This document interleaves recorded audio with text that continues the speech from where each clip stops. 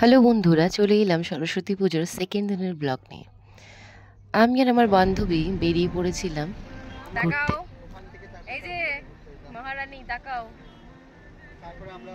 যাচ্ছিলাম আমরা দুজনেই। এটা আমাদের একটা পাড়ার দাদা আর আমার হাজবেন্ড, ওরা ওখানেই ছিল। তো বললো আমি তোমাদেরকে নামিয়ে দিচ্ছি, তোমরা যেখানে যাচ্ছ। আমরা এখন ঘুরতে যাচ্ছি। আজকের জন্য আমরা সিঙ্গেল, বাচ্চা কাচ্চা বর সব আলমারিতে ঢুকিয়ে দিয়েছি।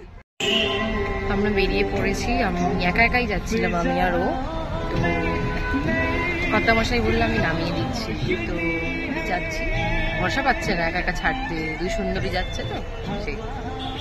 আমরা লেকে পৌঁছে গেছি দুজনে, বসার জায়গা খুঁজছি। তা পরিবেশটা একটু দেখিয়ে দিই। এই হচ্ছে আমাদের ঢাকুরিয়া লেক, সাউথ কলকাতার নাম্বার 1 লাভার্স পয়েন্ট।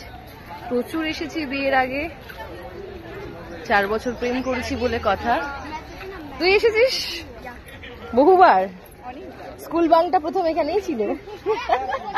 লাইফে ফার্স্ট স্কুল বাংক আমি ওর সাথেই করেছিলাম, আর কেউ না। তারপর চললো কিছু ফটো সেশন। ও আমার অনেক ছোটবেলার বান্ধবী শ্রাবণী। ওকে বললাম রোদের মধ্যে বসে কটা সানকিস্ট পিক তোল। তখন ও বলল না না, সূর্যি মামা চুমু খেলে আমার বর আবার রাগ করবে। তখন আমি ওকে বললাম আজকের দিনটা শুধু তোর, আমার আর ওই সূর্যি মামার। আর সানগ্লাস তো রয়েছেই সাথে, চিন্তা কিসে। সুন্দর সুন্দর ছবি তুলতে আমাদের কখনোই বোর লাগে না। না না, পোজ দিইনি, সাঁতার কেটে ওই পাড়ে যাবো ভাবছিলাম দুজন মিলে। যেটা পারবো না সেটা নিয়ে না ভেবে চলে গেলাম রিল বানাতে। প্রচুর গল্প করে ঘুরে টুরে আমাদের খুব জোরে খিদে পেয়ে গেছিলো, তাই আমরা এরপরে নেক্সট প্ল্যান করলাম এখান থেকে বেরিয়ে যাওয়ার। ঘোরাঘুরি মোটামুটি কমপ্লিট, খুব খিদে পেয়েছে দুজনের। এখন আমরা একটু খেতে যাচ্ছি, সো লেটস গো।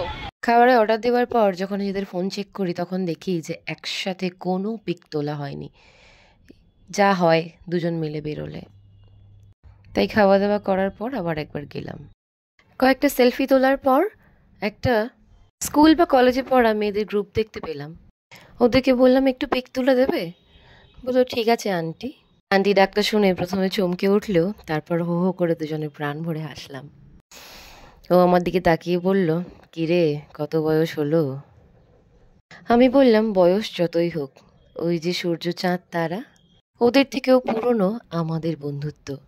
যতদিন ওরা থাকবে ততদিন আমাদের বন্ধুত্বটাও ঠিক এভাবেই থেকে যাবে জলজল করে। দুজনে খুব ভালো সময় কাটিয়ে বাড়ি ফিরে এলাম। ভাগ্যে সে বছরের সরস্বতী পুজোটা 2 দিন পরে ছিল। একদিন প্রাণের বান্ধবীর সাথে সময় কাটালাম, আর একদিন সেই মানুষটার সাথে যে আমার জীবনের এতগুলো দিন, এতগুলো বছরকে রঙিন করে রেখেছে।